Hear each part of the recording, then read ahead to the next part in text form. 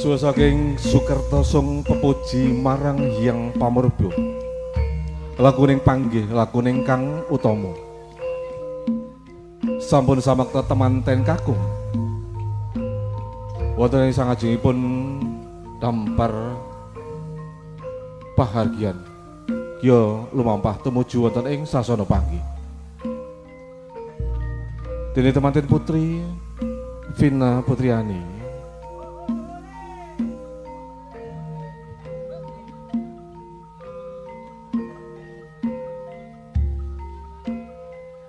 lan lumampah tumuju wonten ing sasana panggih. Roro Ayu Vina Putriani kakanthi dening panjenenganipun Bapak Muhammad Nurdin Miwah, Ibu Suyatmi.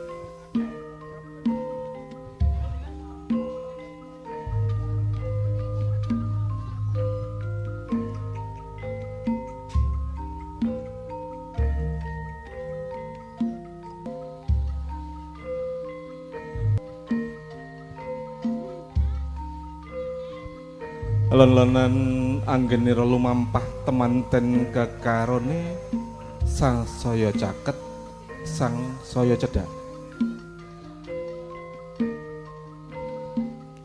Temanten kekalih sami sampun dumugi wonten ing sasana panggih.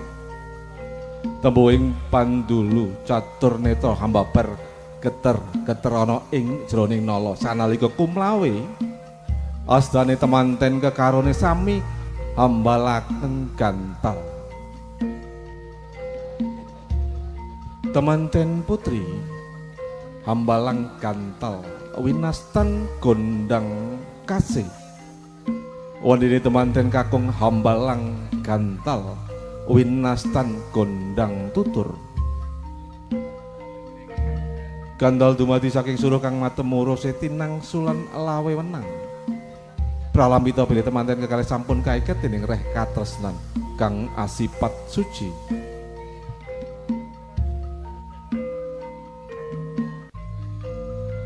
Warna hambalangaken gantal. Kiyo temanten putri ngares sastranipun temanten kakung. Yekti bektinipun temanten putri pringkeng garwanipun. Daya-daya temanten putri timpuh wonten sangajengipun Keng Garwa arsa ngaturaken sembah pangabekti kunjuk dhumateng Keng Garwa.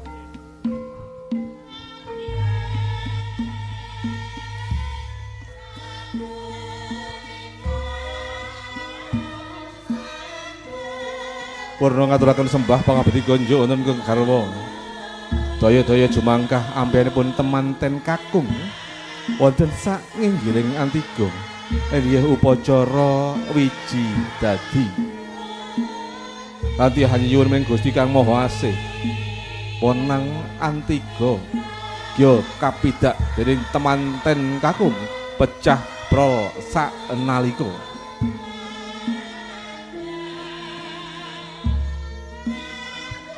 antiga pecah manunggaling warna petak lan kuning.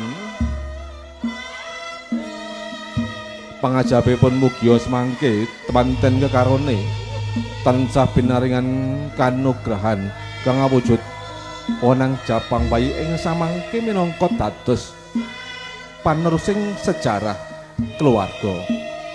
Purna upacara wiji dadi.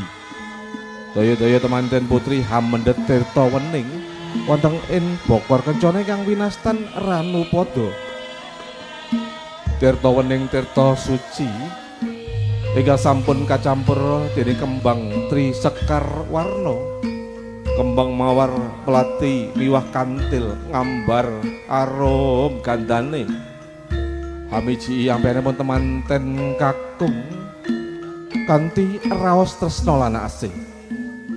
Mugia samangke temanten kakung inggih Abagus Ari Sutrisna ingkang samangke hanuntun temanten putri lumebet wonten ing madyaning bebrayang agung saged tansah tinebihna saking rubeda. Purna upacara wiji dadi kalajengan upacara junjung derajat Warnodya Yutama ngambararum ngambararum kanggo suma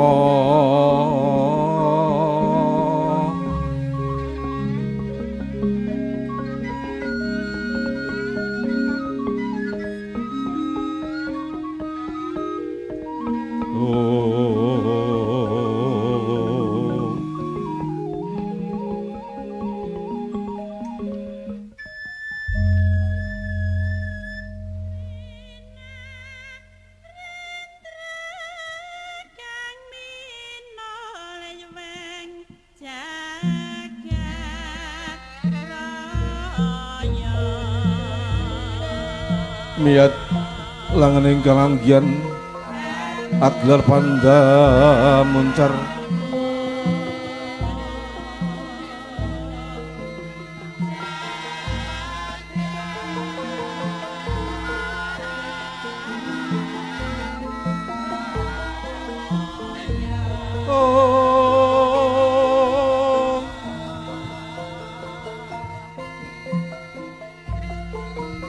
wis dinar buka wiwaraning sasana panggih gumenyar Sang Prabowo kentar ngambar arum kandhane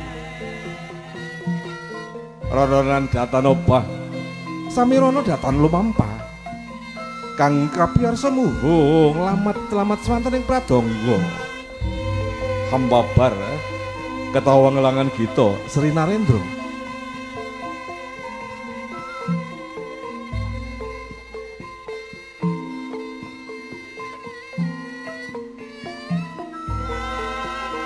Lon-lonan nanggene lumampah lamat katon tejane subringah cahyane teman dan kekarone sineban sindur binayang kang awarna abet petak awarna abang putih awarna gula klapa ya warnane Nuswantara.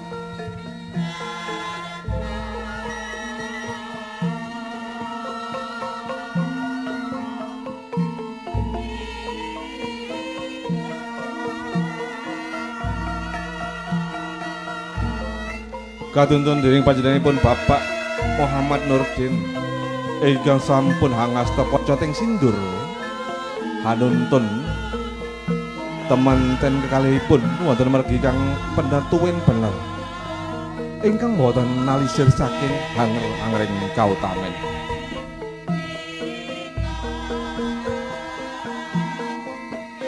Saking wingging panjenenganipun Ibu Suyatmi ingkang tansah hanyeng kuyung tutpuri handayani lampahing temanten kekaruni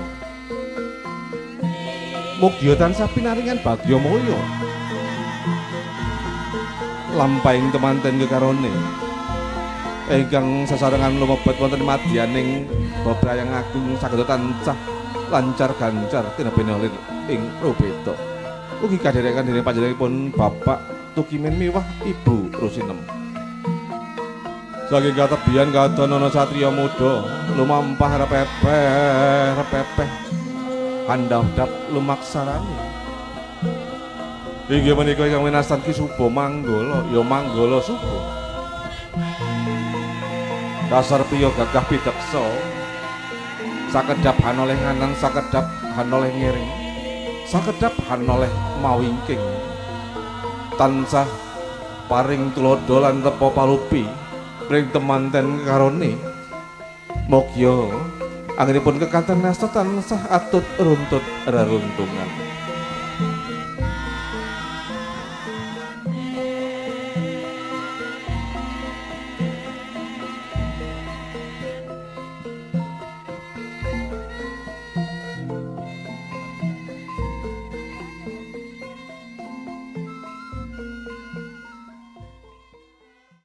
Kalajengaken upacara pangkon timbang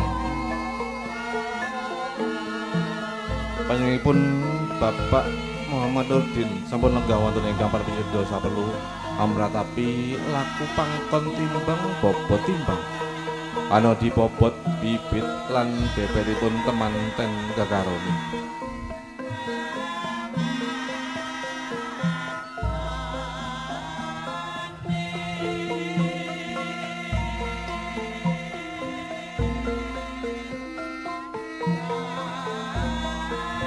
Baik, selesai prosesi pangkon timbang, silakan untuk berdiri kembali kepada Bapak Muhammad Nurdin. Selanjutnya kami persilakan Bapak Muhammad Nurdin untuk mempersilahkan kedua pengantin untuk duduk di pelaminan. Purna upacara tanam jero, purna upacara pangkon timbang, kalajengaken upacara tanam jero kanthi waosan bismillahirrahmanirrahim. Temanten kalenggaken wonten ing dampar wisuda mugi tansah pinaringan berkah bagya mulya rahayu rahayu rahayu.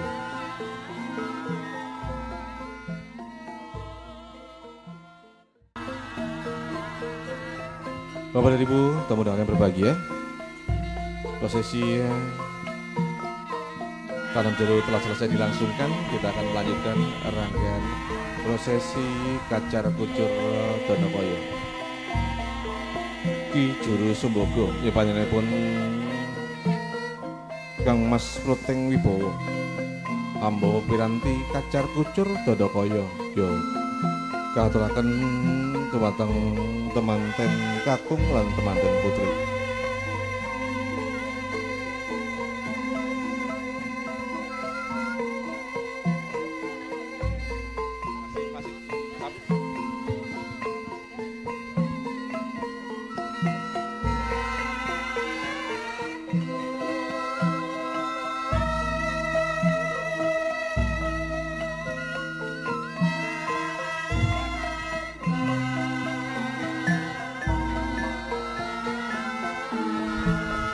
Upacara kacar kucur Danakaya, kacar kucur ingkang ngawujud beras jenis kacang kawak dale kawak arta rerecehan kasuntak tanpa pedhot dening temanten kakung katampi kanthi kembi biwah kasiti hati-hati dening temanten putri.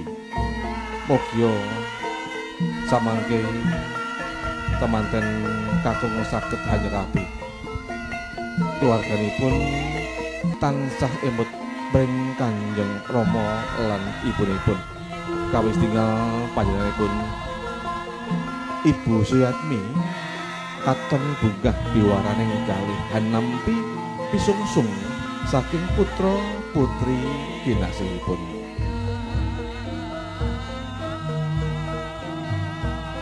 Oke, sudah memulai, kami silakan untuk kembali duduk di pelaminan.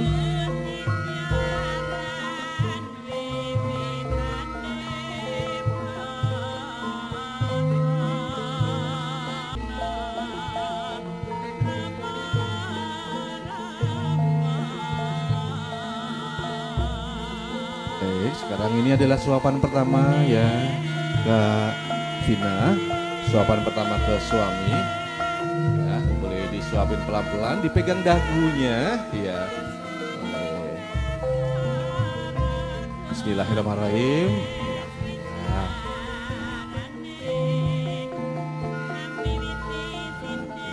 Mau nambah lagi boleh Mas ya, mau nambah lagi juga boleh. Kita tunggu nanti 6 bulan lagi ya Mas, pasti subur nanti. Ibu tersenyum Ibu.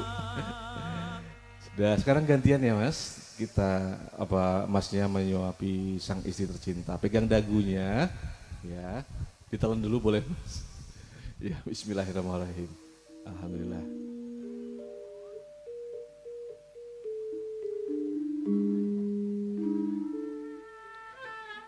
Upacara dahar kelima utawi Kembul Pujono mrika pinanganten kekaripun sami ngraosaken pahit manis asam kecut samangke anggenipun gesang sesarengan. Mugi tansah kiyat anggenipun lumampah sesarengan lan pinaringan berkah saking Gusti kang murben dumadi. Werna upacara dahar kelima kalajengaken upacara ngunjuk tirta niki.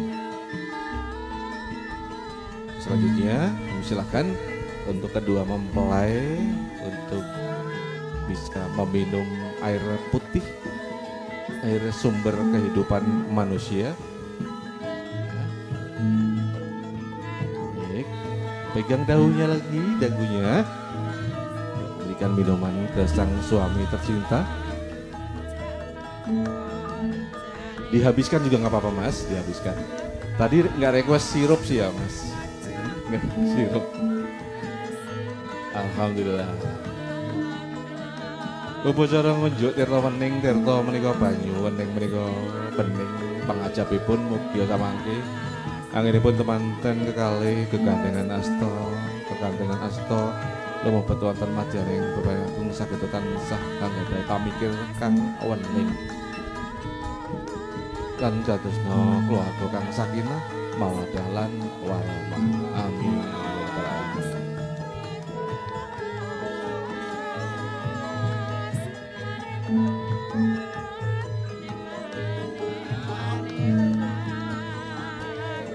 Sampun nggih.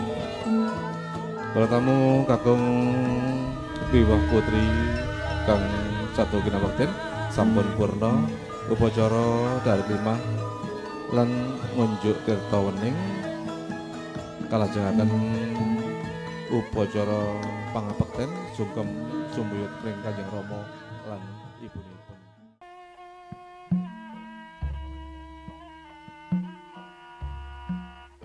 Lan nanggenina lumampah temanen putri lan kakung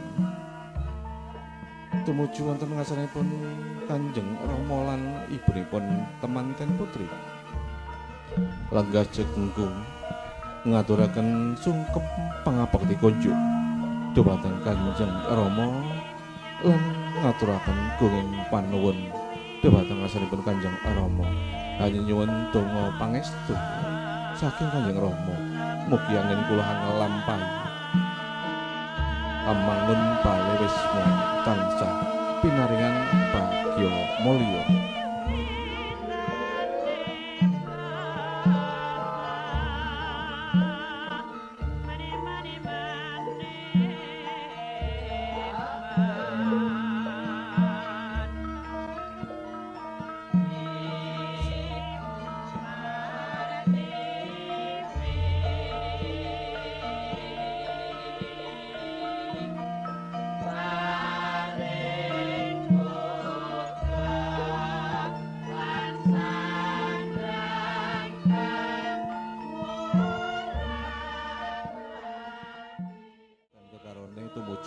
Wonten ngasanipun Kanjeng Rama lan ibunipun temanten kakung nggih panjenenganipun Bapak Tukimin miwah Ibu Rusinem. Kairing gending ketawang Ibu Pertiwi kang sesen bumi lan langit Abagus Ari Sutresno ugi kanthi raos tresna lan asih ngaturaken sungkem pangabekti dumateng Kanjeng Ibu ugi ngaturaken gunging panuwun dumateng panjenenganipun Ibu Rusinem lan hanya nyuwun donga pangestu saking Kanjeng Ibu kinasihipun.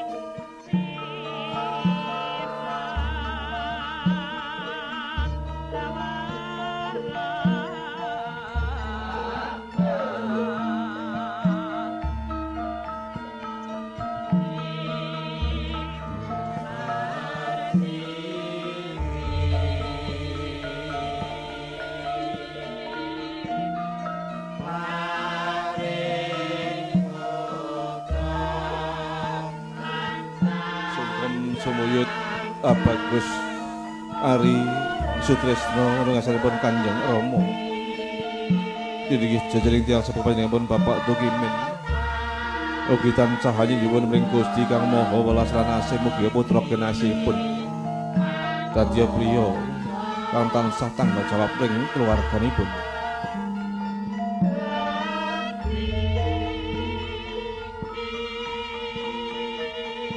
Para tamu kakung miyah putri ingkang sinudarsana.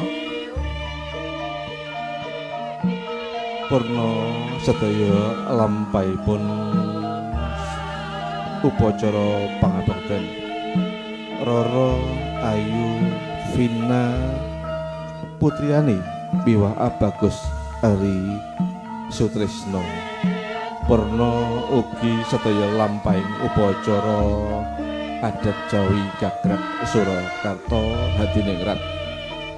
Kula minangka jajaring pranaracara saking Kresna Budaya ngaturaken gunging panuwun dhumateng sedaya keluarga ageng pinanganten kekalih. Mugia tansah bagya mulya atut runtut reruntungan dadosna keluarga kang sakinah mawaddah lan warahmah. Amin amin ya rabbal alamin.